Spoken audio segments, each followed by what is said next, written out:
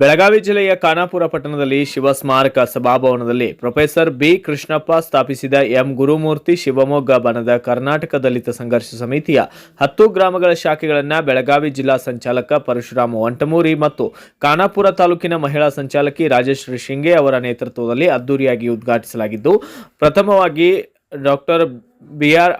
ಅಂಬೇಡ್ಕರ್ ಅವರ ಪುತ್ಥಳಿಗೆ ಮಾಲಾರ್ಪಣೆ ಮಾಡಿ ಪಾದಯಾತ್ರೆ ಮೂಲಕ ಜೈಕಾರ ಹಾಕುತ್ತಾ ಶಿವ ಸ್ಮಾರಕ ಸಭಾಭವನದ ಆವರಣದಲ್ಲಿ ಶಿವಾಜಿ ಪುತ್ಥಳಿಗೆ ದಲಿತ ಸಂಘಟನೆಯ ರಾಜ್ಯಾಧ್ಯಕ್ಷರು, ಜಿಲ್ಲಾ ಸಂಚಾಲಕರು ಸೇರಿದಂತೆ ಇತರರು ಮಾಲಾರ್ಪಣೆ ಮಾಡಿ ಜಯಘೋಷೆಯನ್ನ ಕೂಗಿದ್ದಾರೆ.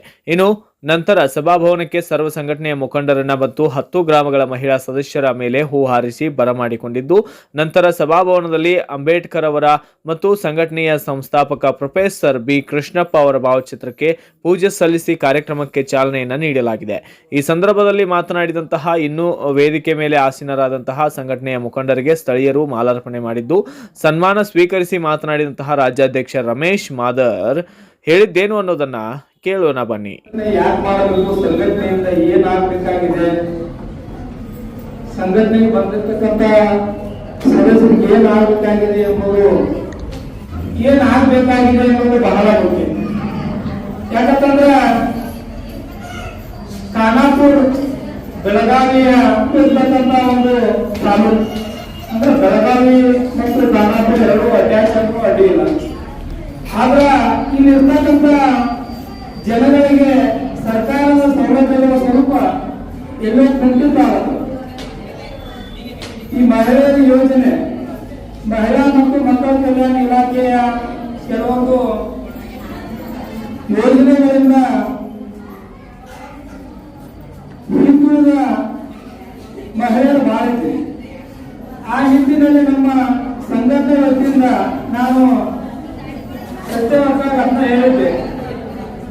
ಗೋಕಾಕ್ ತಾಲೂಕಾ ಸಂಚಾಲಕರಾದಂತಹ ರವಿ ಕಡ್ಕೋಳ್ ಅವರು ಮಾತನಾಡಿದ್ದು, ಅಂದರೆ ಇವರು ಡಾಕ್ಟರ್ ಬಾಬಾ ಸಾಹೇಬರು ತಮಗೆ ಎಷ್ಟೇ ಕಷ್ಟ ಬಂದರೂ ಸಹ ವಿದ್ಯೆ ಕಲಿಯುವುದನ್ನ ನಿಲ್ಲಿಸಲಿಲ್ಲ. ಇವತ್ತು ನಾವುಗಳು ಕೇವಲ 10ನೇ ತರಗತಿವರೆಗೆ ಮಾತ್ರ ಕಲಿಸದೆ ಹೆಚ್ಚಿನ ವಿದ್ಯಾಭ್ಯಾಸವನ್ನ ಮಕ್ಕಳಿಗೆ ಕಲಿಸಿ ವಿದ್ಯಾವಂತರನ್ನಾಗಿ ಮಾಡಿ ಈಗಿನ ಸ್ಪರ್ಧಾತ್ಮಕ ಜಗತ್ತಿನಲ್ಲಿ ದಲಿತರು ಹೆಚ್ಚು ಅಂಕಗಳನ್ನ ಪಡೆದರೆ ಮಾತ್ರ ಒಳ್ಳೆಯ ಅಧಿಕಾರಿಯಾಗಬಹುದು. ಅದಕ್ಕಾಗಿ ತಾವೆಲ್ಲರೂ ತಮ್ಮ ಮಕ್ಕಳಿಗೆ ಹೆಚ್ಚು ವಿದ್ಯಾಭ್ಯಾಸ ಕಲಿಸಬೇಕೆಂದು ತಿಳಿಸಿದ್ದಾರೆ.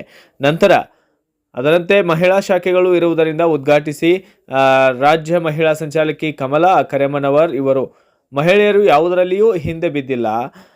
ಅಂದರೆ ಇವತ್ತು ಮಹಿಳೆಯರು ಭಾರತ ದೇಶಕ್ಕೆ ಕ್ರೀಡೆಗಳಲ್ಲಿ ಪದಕಗಳನ್ನ ತಂದುಕೊಟ್ಟಿದ್ದು ಅಷ್ಟೇ ಅಲ್ಲದೆ ನಮ್ಮ ಸಂಘಟನೆಯ ಮೂಲಕ ಮಹಿಳೆಯರು ಒಂದು ಹೆಜ್ಜೆಯನ್ನು ಮುಂದೆ ಹಾಕಬೇಕಾಗಿದೆ. ಅಷ್ಟೇ ಅಲ್ಲದೆ ಮಹಿಳೆಯರು ತಮ್ಮಲ್ಲಿನ ದ್ವೇಷ ಮರೆತು ಒಗ್ಗಟ್ಟಾಗಿ ಹೋರಾಟ, ಅನ್ಯಾಯ ಆದವರಿಗೆ ನ್ಯಾಯ ಕೊಡಿಸುವಂತಾಗಬೇಕೆಂದರು. ಇನ್ನು ನಂತರ ನೂತನ 10 ಗ್ರಾಮಗಳ ಮಹಿಳಾ ಸಂಘಟನೆಯ ಸದಸ್ಯರಿಗೆ ಹೂ ನೀಡಿ ಸಂಘಟನೆಗೆ ಬರಮಾಡಿಕೊಂಡಿದ್ದು, ಈ ಸಂದರ್ಭದಲ್ಲಿ ಮಹಿಳಾ ರಾಜ್ಯ ಸಂಚಾಲಕಿ ಸುನೀತಾ ಐಹೊಳೆ, ಅಲ್ಪಸಂಖ್ಯಾತ ಘಟಕದ ರಾಜ್ಯ ಸಂಚಾಲಕ ರಫೀಕ್ ಬೋಕರೆ, ದಲಿತ ಮುಖಂಡರಾದ ಬಸವರಾಜ್ ಕಾಡಾಪುರ್, ಬಸವರಾಜ್ ಮೇಸ್ತ್ರಿ ಸೇರಿದಂತೆ ಇನ್ನುಳಿದವರು ಉಪಸ್ಥಿತರಿದ್ದರು.